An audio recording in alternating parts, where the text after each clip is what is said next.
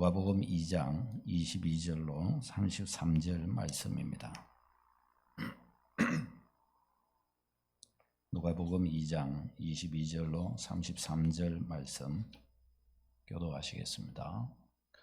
모세의 법대로 정결 예식의 날이 차매 아기를 데리고 예루살렘에 올라가니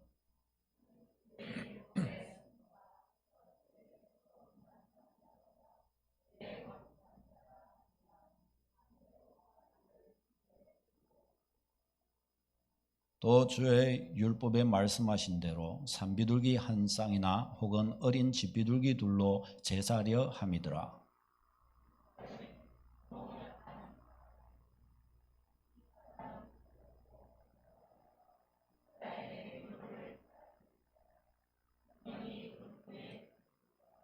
그가 주의 그리스도를 보기 전에는 죽지 아니하리라 하는 성령의 지시를 받았더니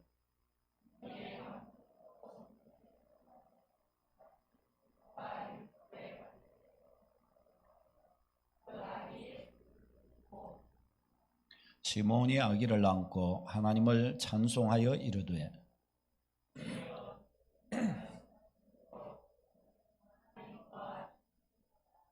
내 눈이 주의 구원을 보았사오니 이방을 비추는 빛이요 주의 백성 이스라엘의 영광이니이다 하니 그의 부모가 그에 대한 말들을 놀랍게 여기더라. 아멘. 아멘. 오늘 성탄 말씀은 이 땅에 오신 예수님이라는 제목으로 말씀을 나누도록 하겠습니다. 관용 중에 그림의 떡이라는 말이 있습니다. 그림의 떡. 그림의 떡이라는 말의 뜻은 우리가 아무리 좋게 보이고 그래도 실제로는 취할 수 없는 나 자신에게 아무런 소용이 없는 아무런 유익이 없는 것을 두고서 그림의 떡이다 그렇게 이야기를 합니다. 우리가 성탄절을 이렇게 보내면서 주님께 경배하고 또 우리가 우리의 인생을 삶의 중심을 하나님께로 향하여 두고 믿음의 길을 이렇게 갑니다. 그런데 예수 그리스도가 우리에게 그림의 떡과 같은 분이면 어떡할까요? 또 우리가 우리의 평생을 의지하는 우리의 이 믿음의 길, 하나님을 섬기고 걸어가는 우리의 믿음의 길이 우리가 믿음의 백성이라고 하지만 그러나 우리의 이 믿음의 길이 우리에게 아무런 유익이 없어요. 그림의 떡과 같아요. 그와 같은 것이 된다면 우리는 어떨까요? 우리는 매우 어리석은 사람이 되고 매우 불행한 사람이 될 것입니다. 성경은 우리에게 하나님 그분은 그림의 떡이 아니라고 가르쳐 줍니다. 성경은 우리에게 이 땅에 오신 예수 그리스도는 그림의 떡이 아니라고 가르쳐 줍니다. 그림의 떡이 아니라 그분은 우리의 죄를 사하시고 우리를 억만죄악에서 건져주시고 우리에게 평화를 주시고 우리에게 행복을 주시고 우리의 필요를 제공해 주시고 우리의 삶의 주인이 되어서 친히 우리를 다스려 주시는 분이라고 그렇게 가르쳐 줍니다. 여러분은 여러분이 모신 주 예수 그리스도, 여러분이 걸어온 이 신앙의 길을 여러분은 어떻게 바라보고 계십니까? 여러분 인생의 여러분의 믿음은 그림의 떡입니까? 아니면 여러분을 배부르게 해 줍니까? 우리는 이것을 곰곰이 정말 생각하면서 믿음의 길을 가야 합니다. 오늘은 우리가 성탄절을 맞이해서 이 본문 말씀을 통해 예수님 안에 주어진 이 성탄의 축복이 무엇인지 그리고 이 성탄의 축복이라는 것이 우리에게 지금 그림의 떡이 되고 있는지 아니면 정말 우리를 채워주고 있는지 이것을 상고하는 시간이 되었으면 좋겠습니다. 자, 첫 번째로 우리가 살펴볼 것은 예수 그리스도 안에서 우리가 받은 것이 뭐냐? 예수님은 우리를 자유케 하기 위해 이 땅 가운데 오셨다라고 성경은 가르쳐 줍니다. 예수님은 우리에게 자유를 주기 위해 오셨다는 거예요. 인생에 매여 종노릇하지 않고 우리에게 진정한 자유, 참된 자유를 우리에게 주고자 오셨다는 것입니다. 오늘 이 22절 말씀에 보면 정결 예식의 날이 참회라고 가르쳐 줍니다. 이 정결 예식의 날이 찼다는 것은 레위기 12장에 나오는 말씀을 통해 우리가 좀 내용을 의미를 좀 알 수가 있습니다. 레위기 12장에 보면 이스라엘 여성이 아들을 낳으면 7일 동안 부정하고, 그리고 7일 동안 부정한 그 시간을 지나서 33일 동안 또한 자기 자신을 잘 지키면서 외부와의 출입을 금해야 했습니다. 이것을 정결의 기간이라고 그렇게 합니다. 그러니까 앞에서 7일과 뒤에 33일을 합쳐서 총 40일이 되는 거죠. 40일의 기간 동안 아들을 낳은 여성은 정결의 기간을 거치게 되고, 이 정결의 기간이 지나고 나면은 하나님의 성전에 가서 정결례를 행해야 했습니다. 그리고 하나님 앞에 거룩한 백성으로 몸에 피가 묻은 것이나 또 아팠던 것이나 약했던 것이나 이런 것들을 깨끗이 씻고 하나님 앞에 거룩한 하나님의 백성으로 나타날 수 있도록 그와 같은 의식을 행했습니다. 이 정결 예식이에요.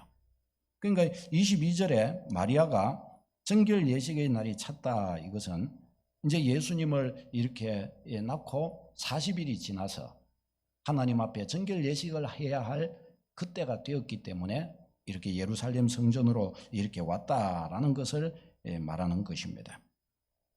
특별히 본문에서 보면은 24절에 저들은 산비둘기 한 쌍, 쥐비둘기 또 둘로 제사하려 함이라라고 그렇게 말씀을 합니다. 원래 하나님 앞에 정결 예식을 할 때는 번제와 속죄제를 드리는데, 번제는 양을 가지고 드리고 속죄의 제사는 이 비둘기를 가지고 이렇게 드리도록 규정되어 있었습니다. 그런데 가난하여 양이 비싸잖아요. 그러니까 가난하여 양을 이렇게 구하기가 어려운 사람들은 쥐비둘기를 가지고서 이렇게 번제와 속죄제를 다 드리도록 그렇게 했습니다.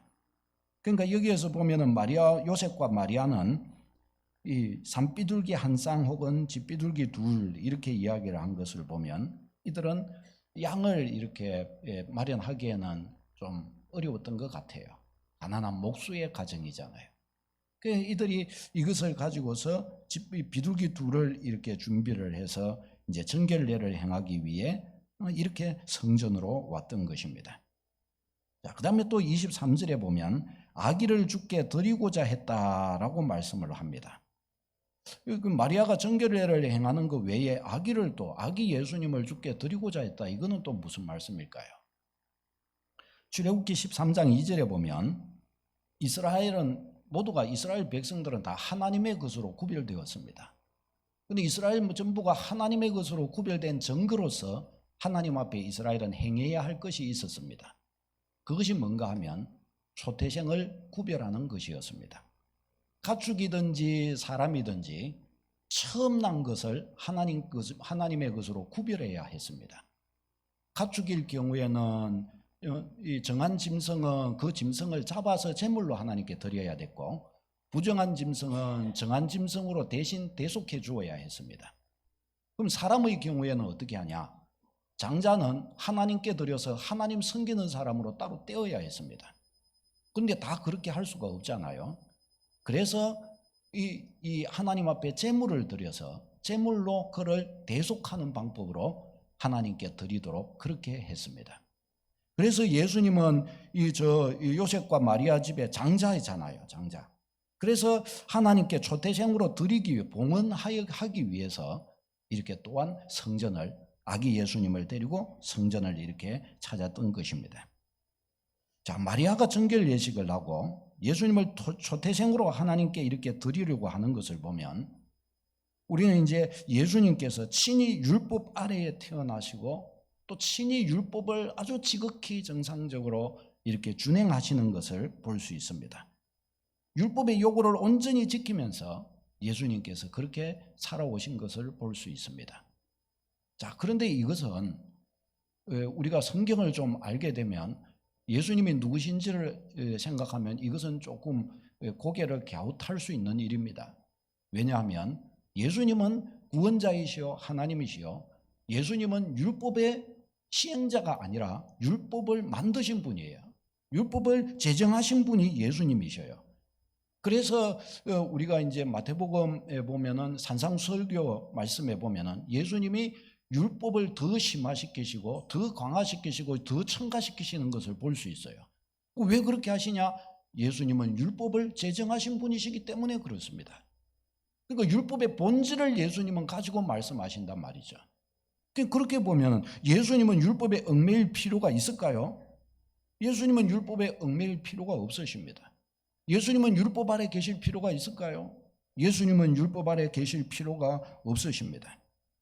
그럼에도 불구하고 예수님은 태어나는 순간부터 시작해서 율법 아래에 계셨고 지극히 거룩하게 율법을 준수해 오셨고 예수님 자신도 그 율법을 준수함 속에 그와 같이 거하신 것을 볼 수가 있습니다. 예수님은 율법에 굳이 얽매일 필요가 없으심에도 불구하고 왜 이렇게 율법에 얽매이시며 율법 아래에 이와 같이 걸으셨을까요? 그리고 율법에 얽매이셨을 뿐만 아니라 율법에 의하여 정죄를 받고 십자가에 못 박혀 죽으셨을까요? 왜 그와 같이 되셨을까요? 그 이유는 율법에 의하여 죄인이 된 우리, 죄인으로 정죄받은 우리 인간, 우리의 죄를 위하여, 우리를 위해서 우리에게 율법의 요구를 따라 우리 죄를 담당해 주시기 위해서 그와 같이 하신 것입니다. 우리가 율법을 완전히 준수할 수 없기 때문에 예수님은 율법 앞에 완전하시지만 우리가 율법을 준수할 수 없기 때문에 우리를 위하여 율법 아래 오셨고 율법의 요구를 완전히 충족시켜 주셨던 것입니다. 그래서 예수님은 철저히 율법의 요구에 순종하신 것입니다. 우리를 대신해서 율법의 요구를 완전하게 하셨다라는 것입니다. 예수님 스스로 율법 앞에 완전해지셨고 뿐만 아니라 우리 죄를 위해 율법의 요구대로 죄값을 완전히 지불하셨습니다. 무엇을 위해서요? 우리를 율법 앞에 완전하게 하시기 위함입니다. 그러니까 예수님께서 율법을 준수하신 것은 사실은 우리가 율법을 준수하신 것으로 그와 같이 되는 것입니다. 예수님이 율법 앞에서 율법의 요구를 따라 자기의 생명을 주신 것은 우리가 그 율법의 요구를 만족시킨 것과 똑같은 의미를 가집니다. 그러니까 이 십자가에서 예수님께서 자기 생명을 주신 것은 우리로 하여금 우리 죄에 대한 율법의 요구, 죄의 대가를 요구하는 율법의 그 요구를 완전히 만족시켜 주신 것입니다. 그래서 이제 그 결과로 어떤 일이 일어났습니까? 바로 우리를 율법의 정죄로부터 우리를 해방시켜 주셨습니다. 이제 우리는 하나님 앞에서 죄인같이 살 필요가 없어졌습니다. 목사님, 율법의 요구, 율법의 정죄에서 우리를 해방해 줬다. 그게 무슨 말인지 잘 모르겠습니다. 나는 그냥 이렇게 잘 살고 있고, 내가 경찰이 나 잡아러 오고 그런 것도 아니고, 내가 이렇게 그냥 잘 살고 있는데 무슨 율법의 정죄가 나한테 있을 것이며, 율법을 또 해방을 받아가지고 내가 자유하게 되고, 난 그런 것이 도대체 그게 무슨 말하는 건지 잘 모르겠습니다. 예. 본질적으로 우리 모든 인간은 죄인이기 때문에 죄의 노예 상태로 있습니다. 그 증거가 뭐냐? 인생의 불행과 안식하지 못하는 연약함과 여러 가지 삶에 얽히고 설킨 것들, 무거운 짐을 지게 되는 것, 이런 것들이 다 율법의 정죄 속에 있는 것입니다. 알게 모르는 염려와 근심들, 그냥 가만히 있으면 우리에게 다가오는 삶의 무게감이 있잖아요. 무거운 짐, 우리를 눈물 나게도 만드는 일들이 있잖아요. 뭔 일을 하는데 나는 왜 이리 지도도 복도 없냐? 뭘 하는데 와 나는 왜 이렇게 안 되냐? 그렇게 느끼게 만드는 인생의 이런 어두운 측면들 있죠. 이 모든 종류들은 사실은 뭐에 해당하냐? 율법의 정죄에 해당한다고 볼 수가 있습니다. 왜 그 도둑놈은 이런 말 있잖아요. 도둑놈은 쫓아오는 사람 없어도 도망간다는 거예요. 저쪽에서 삐뽀 하면은 어이구 하고 보는 거예요. 왜? 나 잡아러 오는가 싶어가지고. 제가 일전에 이야기했는데 저희 신혼 때에 한 가지 참 놀란 게 있었어요. 저희 아내가 경찰을 그리 무서워하대요. 난 아직도 그걸 왜 그런지 오래 이렇게 같이 살아도 그때 왜 그리 무서워했는지 그걸 모르겠어요. 나는 경찰만 이렇게 있으면 안심이 되고 평안하고 운전하고 가다가 오늘도 우리를 이렇게 지켜주는구나, 참 고맙다, 이런 생각을 하면서 가는데 운전하고 가면 아내가 여봐요 조심 저 앞에 왜 저 앞에 경찰이 있어 조심해요. 우리를 지켜주는 사람이 앞에 있는데 왜 조심해요? 우리를 지켜주는 사람이 있으면 좋아야지. 그런데 그런 거예요. 그 이유를 아직도 모르겠어요. 성경은 틀림없이 죄인은 쫓아오는 자가 없어도 도망한다 그랬는데 그거하고 좀 비슷한 것은 아닌지.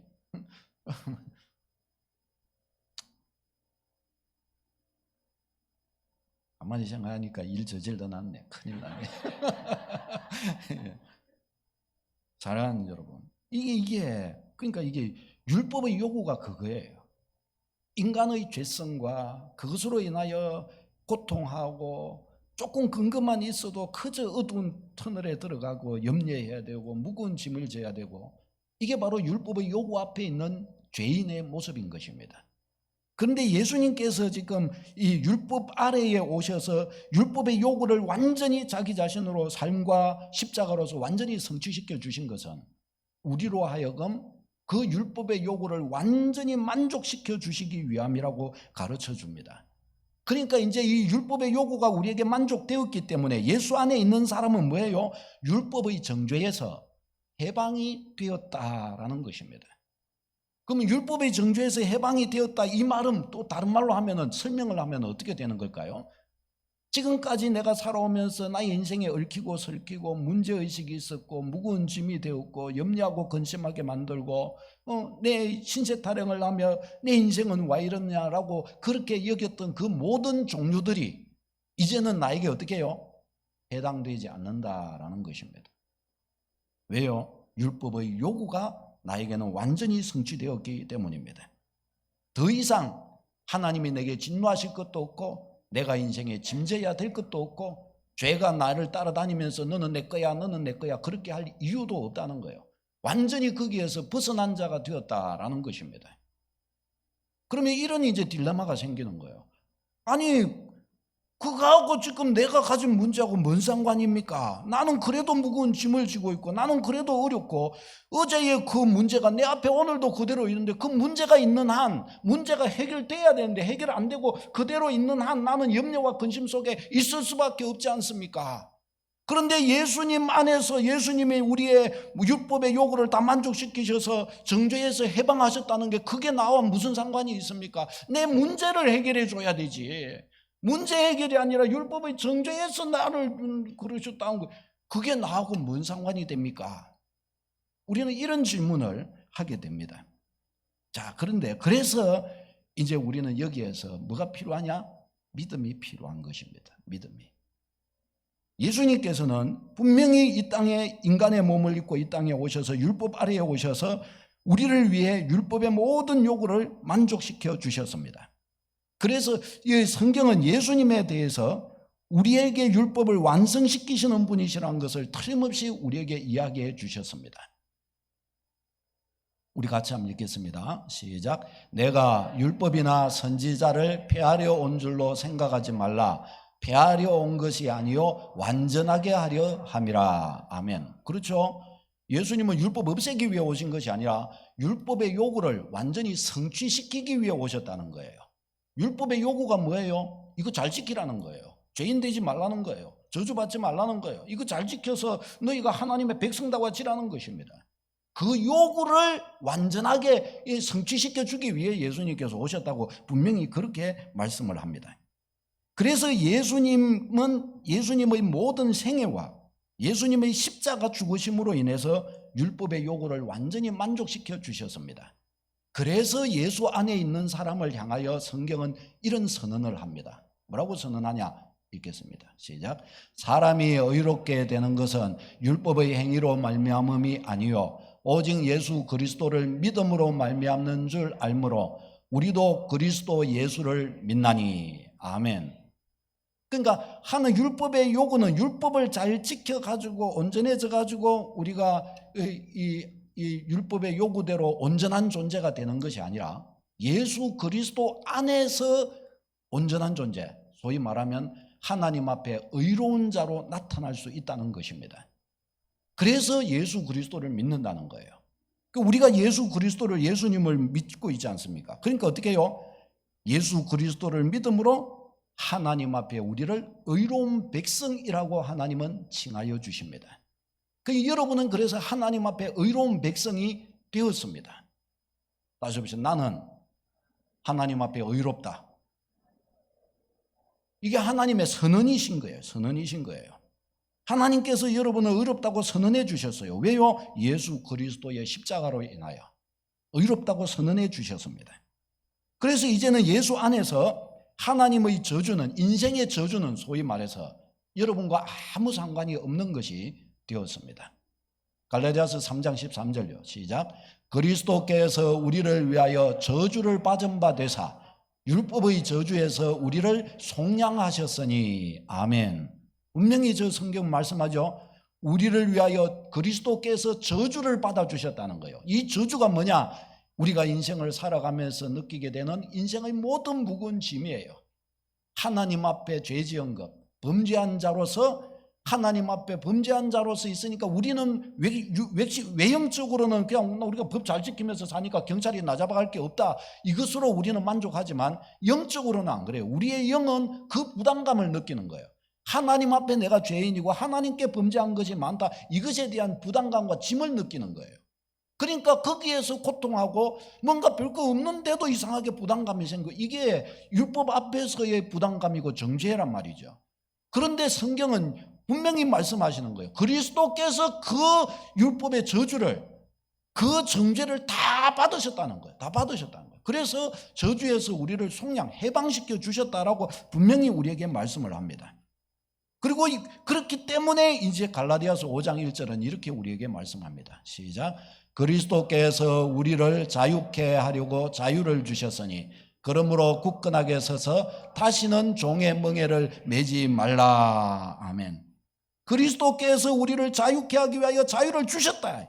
자유를 주실 것이다가 아니에요. 예수 믿는 이들에게 자유를 주셨다 말씀하셨습니다. 믿는 여러분에게 자유가 주어진 줄로 믿습니다. 자유가 주어진 것이에요. 그런데 주님이 뭐라고 하신가 하면, 그러니 이제 굳건하게 서서 종의 멍에 매지 말라라고 말씀하십니다. 그러면 목사님, 그럼 앞에 거하고 똑같잖아요. 그러면 예수 안에서 얽매이기 쉬운 것으로부터 자유하게 됐다고 그러면 문제가 없어요. 중요한 것은 문제가 없어야 되는 거 아닙니까, 목사님? 문제가 없어야 되는데 문제가 있잖아요. 이거 그러면 어떡하라는 것입니까? 삶의 저주와 내일에 대한 염려와 고민, 무거운 짐들, 삶을 살다가 살아가는 것과 죽음에 대한 염려들, 건강에 대한 염려들, 미래에 대한 염려와 두려움, 우리의 실수와 우리의 부족한 것들, 연약함, 이런 모든 것들, 이런 것들은 그러면 어떡하냔 말이죠. 이것이 그래서 믿음의 영역으로 이제 넘어가게 되는 것입니다. 자, 여기에서 이 모든 것들이 주님께서 약속하신 이 약속을 우리가 우리의 것으로 받아들임으로 인해서 이 약속을 붙들고서 어떻게 해요? 이와 같이 이전에 우리를 멍에처럼 붙들고 있던 이 멍에를 어떻게 해요? 뚫어내야 된다라는 것입니다. 예를 들어서 지난날에 우리가 밤잠을 설치면서 잠 못 자면서 지나왔던 시간들이 있잖아요. 그때 생각할 때는 내가 내 인생을 어떻게 살까? 아이고, 내 내일은 뭐 먹고 살까? 이러면서 살아왔잖아요. 예를 들어서. 그런데 지금 그 시간 다 지나고 지금에 와 있잖아요. 지금에 와서 놓고 보면 내가 그때 방바닥을 긁으며 고민하고 염려했던 그것은 염려할 필요가 있었던 것입니까? 없습니까? 지금 내가 이 자리에 이렇게 앉아있게 된 것이 맞다고 한다면, 그때 내가 지금 이 자리에 서 있을 것을 알게 되었다고 한다면, 그때 내가 그렇게 그 정도로 고민할 필요 있을까요? 없었을까요? 고민할 필요가 없었겠죠. 하나님의 약속이 없었는 때에도 그러했단 말이죠. 이제 하나님의 약속이 우리의 것으로 주어져 있습니다. 이 약속이 실제화된 것으로 받아들이시기를 바랍니다. 그리고 이 약속을 가지고서 어떻게 해요? 나를 다시금 지난날처럼 종의 멍에를 매는 대로 나를 얽어매는 그 얽어매는 것들을 물리치라는 것입니다. 어제 다시금 내일 내가 직장 가가지고 이런 어려움을 가지고 내가 내일 또 직장 가서 이렇게 고민하고 이래야 되는데 나 저 자신이 없는데 어떡하지? 지난날에는 그렇게 하면서 밤잠을 못 잤어요. 지난날에는 그렇게 하면서 그거 가지고서 아이고 어떡하면 좋아하고 내가 짐을 다 지면서 고통했어요. 근데 이제 예수 그리스도 안에 있는 나는 이제 어떻게 하면 돼요? 주님, 나의 연약함도 아시는 분이 주님이십니다. 주님이 나를 위해 내 인생의 무거운 짐들을 다 담당하셨고 나를 위해 자유를 주셨다고 그러셨습니다. 그런데 내 영혼은 지금 여기에 얽매여서 나는 자유하지 못하고 있습니다. 그러나 주의 말씀에 의하면 내게 자유를 주셨다 그랬습니다. 그러니 나는 이 말씀을 믿고 잠을 잘 자겠습니다. 내일 어떻게 될지언정, 내일 내가 감당치 못한, 내 생각에는 감당치 못할 것 같아도 주님은 틀림없이 감당할 수 있는 힘을 주실 줄로 믿습니다. 만일에 내가 감당치 못할 것 같으면 주님은 피할 길을 주실 줄로 믿습니다. 저는 성실히 내일에 내 앞에 있는 인생의 부담감을 나는 피하지 않을 것이고 그 앞에 설 것입니다. 주님을 믿고 주님을 의지하여 나의 약함 그대로를 가지고 그 앞으로 나아갈 것입니다. 다만 내 구주를 의지합니다. 주님 사랑해요. 오늘 잠 잘 자겠습니다. 고맙습니다. 하고 오늘 잠을 자는 겁니다. 할렐루야. 여러분 이렇게 할 수 있으시겠습니까? 다시 이야기해 보겠습니다. 이 말이 이해가 좀, 그게 목사님 무슨 말인지 이해가 좀 잘 안 되는데 지금 문제를 해결을 해야 되는데 안 해놓고 지금 잘 자겠습니다. 그러면은 그게 답이 됩니까? 그게 뭡니까? 그게 이렇게 지금 이야기를 할 수 있겠죠, 그렇죠? 이것에 대해 답을 내려야 돼요. 이것에 대해 이게 여기서 믿음의 영역으로 넘어가야 되는 거예요. 믿음의 영역으로. 응? 눈으로 보지 못했고 내 현실은, 내가 생각한 나의 현실은 내일 직장 가서 그 문제에 부딪혀야 되는 현실인데 믿음의 눈을 가지고 어떻게 해요? 내 구주가 내 인생의 주인이 되시고 내가 걸어가는 나의 삶도 다스려 주셔서 나로 능히 감당하게 해 주실 것이다. 그 믿음으로 서는 것입니다. 아멘입니까 여러분? 그 믿음으로 오늘 잠을 잘 청하는 것입니다. 그 믿음을 가지고 오늘을 이와 같이 당대하게 서 나아갈 수 있게 되는 것입니다. 여러분 그렇다면 그 믿음으로 내가 그렇게 설 수 있으려면 어떻게 해야 될까요? 주님을 시시하게 믿어가지고 그렇게 될까요? 안 될까요? 주님을 시시하게 믿어가지고 나는 내일을 주님께 맡기고 오늘 내가 편히 쉬고 잠을 잘 자겠습니다 한다고 잠이 잘 올 수 있을까요? 안 올까요? 시시하게 믿어가지고는 안 와요. 잠이 안 와요. 똑같을 수밖에 없습니다. 그러나 단단히 마음을 단단히 가지고 말씀을 단단히 붙들고 믿어가면 어떻게 될까요? 주님께 맡겨질 수 있게 될 줄로 믿습니다. 주님께 맡겨지는 것이에요. 그래서 주님은 우리에게 말씀하시는 거예요. 시시하게 믿지 말고 주님을 향하여 절대적인 믿음을 가지고 신앙하라고. 주의 말씀이 과연 그러한가 하여 네가 상고하여 보고 과연 그러한가 하여 그대로 해보라. 그리고 만일 안 될 것 같으면 너 나한테 나 따져라. 그렇게 하는 것입니다. 모세도 그래서 하나님께서 모세를 호렙산에서 부르시고 나서 모세가 하나님 말씀 따라 애굽에 갔습니다. 하나님 말씀 따라 바로왕한테 가고 200성 내보내라. 우리 하나님이 보내라 하셨다. 당당하게 말했습니다. 그러자 바로왕이 어떻게 했어요? 누가 하나님이 누구고 네가 한데 내가 네 말을 듣는단 말이냐. 이것들이 배가 불러가지고 이 시간도 많고 배도 부르고 그러니까 엉뚱한 생각을 하는구나. 노역을 막 더 힘들게 하고 더 저들을 고통스럽게 만들어버려요. 그러니까 모세가 그러고 나서 나오니까 백성들이 어떻게 해요? 모세를 막 보면서 좀 말도 안 되는 이상한 것들이 와갖고 우리를 더 힘들게 만들고 이제 우리 다 죽었구나 이러고 있을 때 모세가 완전히 진퇴양난이죠. 그때 모세가 어떻게 해요? 하나님 앞으로 가는 거예요. 하나님 앞으로. 그리고 하나님 앞에 말했어요. 하나님 어찌하여 나를 보내셨나요? 내가 바로왕 앞에 갔을 때 할 말이 궁하고 어떻게 해야 할 바를 알지 못할 때 왜 하나님은 침묵하셨습니까? 하나님 그때 나를 보내신 것이 맞다면 하나님 그때 말해 주셔야 됐던 거 아닙니까? 왜 나를 보내셨나요? 이렇게 하실 바에야 왜 나를 보내셨나요? 모세가 하나님께 딱 그렇게 말했어요. 이거 믿음 생활 잘하는 겁니까? 못하는 겁니까? 잘하는 겁니까? 못하는 겁니까?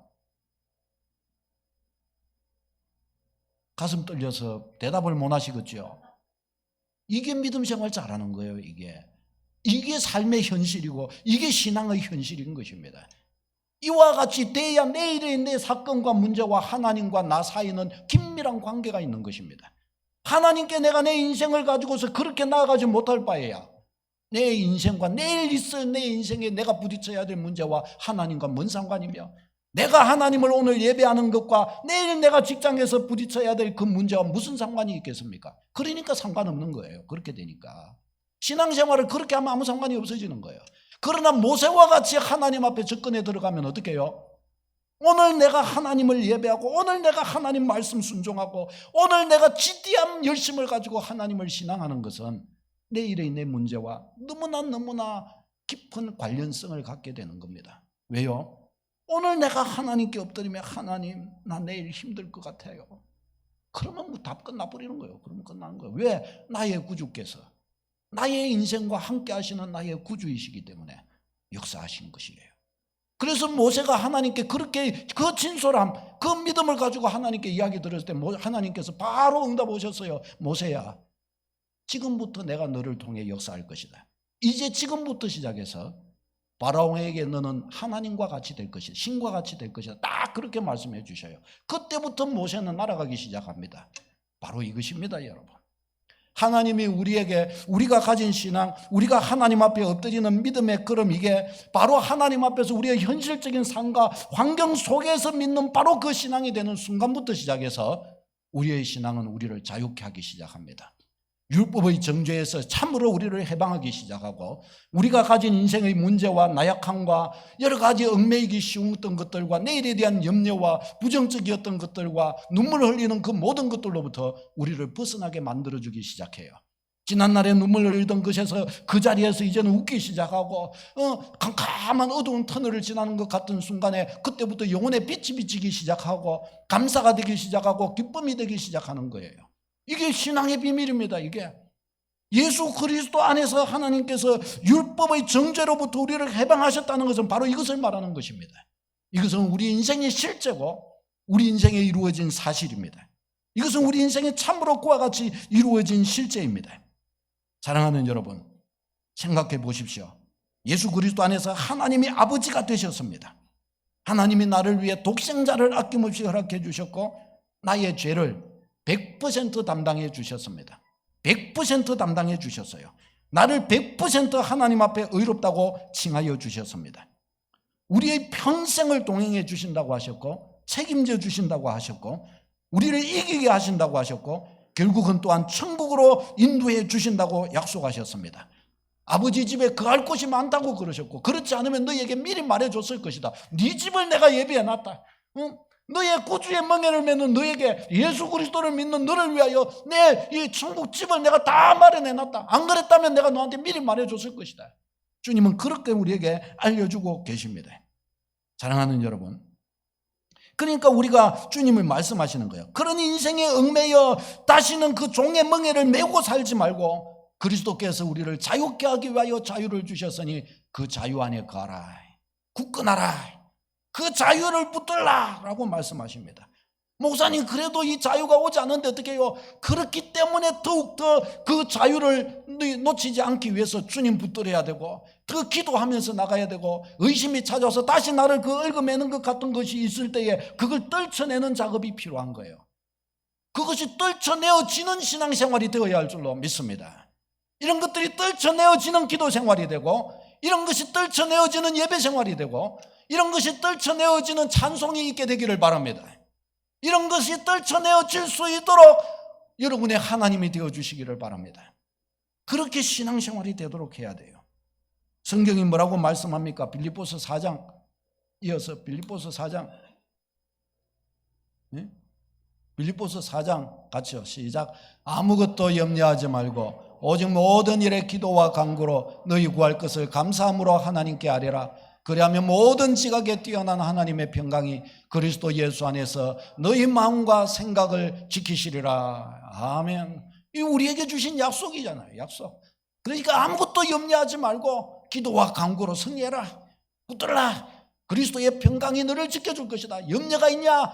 아무것도 염려하지 말고 기도와 간구로 나아가라. 염려가 되냐? 끝까지 기도하고 계속 나아가라. 평강이 찾아올 때까지 가라. 내가 반드시 너에게 이김 주겠다. 이게 하나님의 약속인 거예요. 약속. 붙들고 우리가 나아가야 하는 것입니다. 마태복음 7장 9절 10절요.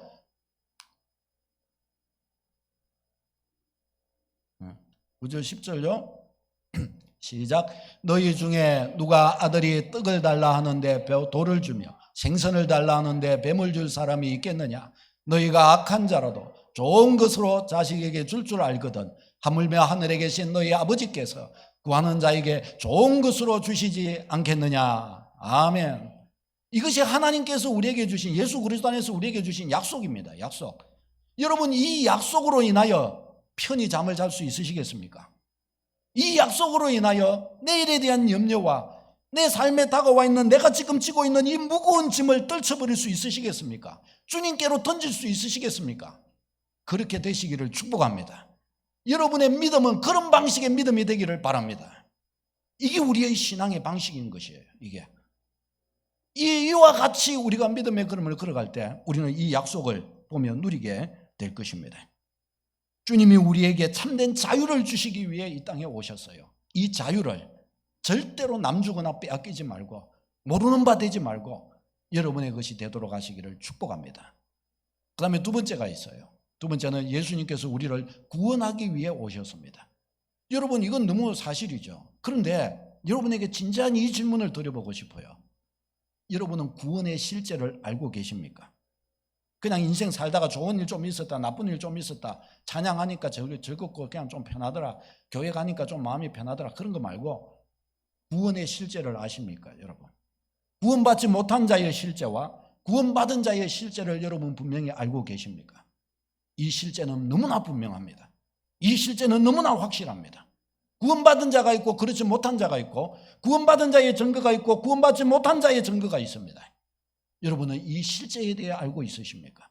예수 그리스도를 믿는 여러분은 구원의 실제를 누리고 계시고 붙들고 계십니까? 이 질문을 실제적으로 우리는 해야 합니다.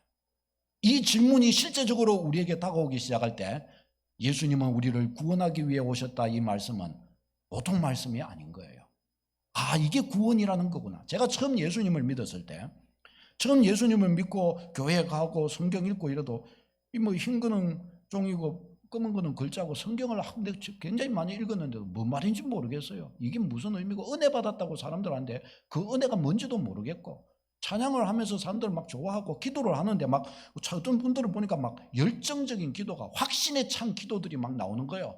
하나님, 이것을 이렇게 하실 줄로 믿습니다. 나는 주의 영광을 위해 이렇게 살고 싶습니다. 이런 고백을 하는데 저는 가슴이 떨리는 거예요. 아이고, 난 주의 영광을 위해 살고 싶은 마음이 없는데 저 사람들은 어떻게 해서 저런 말을 하는 거지? 주님, 나를 이렇게 사랑해 주시니 고마워요. 주님이 어떻게 사랑해 줬기에 저런 고백을 저렇게 하지? 아무것도 모르겠는 거예요. 저는 이상한 거예요. 사람들이 그렇게 하는 것이. 그걸 갖다가 몇 년을 걸으면서 교회를 아무것도 모르고 그렇게 다녔어요.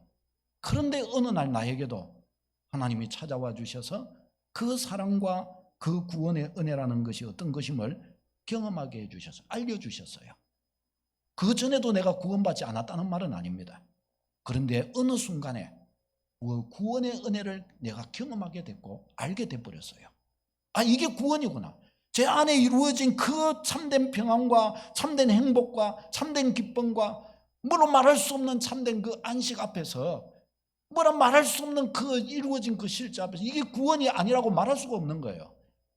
그때 제가 그것을 가지고서 저를 믿음으로 이끌어줬던 친구한테 물었습니다. 친구야, 내가 사실은 언젠가부터, 얼마 전에 이때부터 해갖고 내 마음에 뭔가가 좀 달라졌다. 내 마음에 이렇게 뭐가 좀 꿈틀꿈틀하면서 뭐가 너무 기쁘다. 한 가지 너무 기쁘고 또 너무 행복하다. 그리고 내 정신이 좀 너무 맑다. 너무 맑아졌다. 그러니까 뭔가가 환한 빛처럼 좋고, 아침에 일어나면 별로 기분이 안 좋았는데 일어나면 그날이 기대가 되고 너무 좋다. 내가 너무, 왜 그런지 모르겠다. 너무 좋다. 근데 또 나 교회가 너무 오고 싶고 예배를 너무 드리고 싶고 목사님 단위에 올라오면 막 안아주고 싶다. 너무 좋아가지고 막 예배를 드리면 그 막 말씀 속에 내가 막 들어가고 싶다. 그냥 막 헤엄쳐서 들어가고 싶다. 찬양하면은 계속 찬양만 하고 싶다. 막 너무너무 나 행복해. 나 이런 거 처음 느껴봤다. 뭔지 모르겠다. 그러니까 그 친구가 제 손을 다 이렇게 잡으면서 그러다고, 하나님이 구원이라고 하는 것이 뭔지 너한테 가르쳐 주신 것 같다. 그러더라고요. 참으로 그래요. 그 제가 그때부터 그걸 갖다가 생각하면서, 아, 이게 과연 구원이라는 것이 정말 맞냐? 내가 예수님 믿기 전과 믿었다고 해서 뭔가 알지 못하고 다녔던 그때의 나의 모습과 지금 내 안에 뭔가 말할 수 설명할 수 없는 내 안에서 이루어진 이 사실들 앞에서, 이것이 지금 이 실제 앞에서, 이전에 내가 몰랐던 그 앞에서 지금의 내 안에 이루어진 이 사실을 놓고서 성경이 말하는 진짜 이것이 죄와 사망에서 건진받고 천국을 유업으로 받은 것이라고 말한다면 이것을 진짜 그것이라고 말할 수 있을까? 제 스스로 생각해 봤죠. 그때 저는 무릎을 치며 이야기했어요. 맞다. 천국이라고 한다면 진짜 이런 곳이 천국이라고 말할 수 있을 것이다. 구원받았다고, 죄와 사망에서, 죄에서 건진받고 정죄에서 건진받는 것이 이 무엇이냐라고 묻는다 할 때 지금 나에게 이루어지는 이것을 놓고 본다면 이게 죄에서 건진받은 것이라고 충분히 말할 수 있다. 저는 그렇게 납득이 되더라고요. 납득이. 할렐루야. 참으로 구원이 역사하는 줄로 믿습니다. 참으로 구원이 역사하는 거예요. 구원의 은혜가 역사하는 것입니다. 이 구원의 은혜가 역사하기 때문에 이 구원의 은혜를 주시기 위하여 예수 그리스도께서 오신 거예요. 우리를 위해 십자가 져 주신 거예요. 진정한 이 구원의 은혜를 주셔서 이 참으로 우리를 자유하게 하실 뿐만 아니라 이 놀라운 구원의 선물을 가지고 모든 백성들이 행복하기를 원하셔서 우리를 위해 이와 같이 이 땅 가운데 예수님이 오시는 것입니다. 예수님은 영원한 멸망에 떨어지는 인류를 구원하기 위해 오셨어요. 아무도 멸망받기를 예수님은 원하지 않으셔요. 이 구원의 은혜를 맛보고 나면, 한 번 맛보고 나면은 이 구원의 은혜가 없으면 살맛이 없어져 버려요. 왜 있잖아요. 마약 있잖아요. 마약을 한 번 한 사람은 그걸 못 벗어난다 그러잖아요. 왜 못 벗어나요? 너무나 강력한 쾌락이 오기 때문에 못 벗어난다는, 자기 힘으로는 못 벗어난다는 거예요. 구원의 은혜가 그래요. 이 은혜를 한번 맛보면은 이 은혜가 없어져 버리고 이 은혜가 멀리 떠나버리면 인생이 시시해지기 시작해요. 재미가 없어져요. 아무리 좋은 것 갖다 주고 그래도 족함이 없어져 버려요. 이 은혜 앞에 접촉이 돼야 그때로 비로소 만족이 되고 좋게지고 기뻐져요. 이 은혜를 한번 맛본 사람은 그래서 다른 것은 시시해지기 시작합니다. 이 은혜가 너무나 강력하고 너무나 보배롭고 너무나 영광스럽고 너무나 큰 평강을 가져다 주기 때문에 이거는 어디에서 다른 데서 이건 대체물이 없는 거예요. 대체물이 없어요. 그래서 이 은혜를 한번 맛본 사람은 그의 평생을 통해서 이 은혜를 쫓아갈 수밖에 없다라는 것입니다. 복음서에 예수님께서 그러죠. 천국은 마치 밭에서 값진 진주를 얻는 진주장사와 같다. 진주장사와 같고 또 밭에서 보화를 얻은 농부와 같다라고 말씀하죠. 모든 것을 팔아 그 밭을 사고 모든 것을 팔아 그 진주를 샀다라고 말하죠. 마치 그와 똑같은 거예요. 예수 그리스도 안에서 그 놀라운 보화를 얻었기 때문에 이 보화를 위해 평생의 삶을 붙쫓아가는 거예요. 이 보화를 놓치지 않는 믿음으로. 이것이 믿음 생활을 잘하게 만들어주는 것입니다. 여러분, 우리가 예수님 오셔서 구원 주신 이 구원의 은혜 앞에 섰을 때에 이 구원의 은혜를 노래하고 자랑하지 우리가 못한다고 한다면 우리는 참 어떤 면에서 성탄을 축복을 나누는 백성으로서 우리는 좀 어떤 면에서 우리는 좀 부끄러워지게 질 수밖에 없습니다. 우리가 식당에 가도 맛있는 음식을 먹으면 자기도 모르게 친구한테 식당을 소개합니다. 식당 소개하기가 쉽습니까? 어렵습니까? 내가 진짜 맛있는 거 먹었을 때 커피숍에 갔어요. 근데 커피숍이 너무너무 내 지금 가본 것 중에서 진짜 제일 멋있고 커피도 진짜 맛있고 음료수도 진짜 맛있어요. 친구가 커피숍 가자는데 그때 야, 이 커피숍 한번 가보자. 말하기 어렵습니까? 쉽습니까? 재밌습니까? 재미없습니까? 친구가 그 말하는 것보다 내가 그 말하는 게 더 좋습니까? 안 좋습니까? 내가 먼저 가봤다는 자랑하기 좋습니까? 안 좋습니까? 자랑이 되는 거예요. 더 좋아지는 거 더 좋습니다.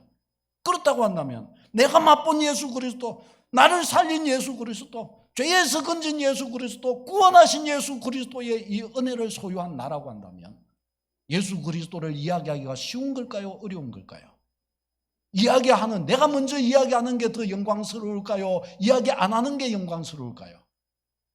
영광스러운 거예요. 영광스러워요. 커피숍 하나 잘라도 이 말해주고 싶어갖고 입이 건질건질하고 나 이거 가봤다. 나 사진 찍은 거 볼래?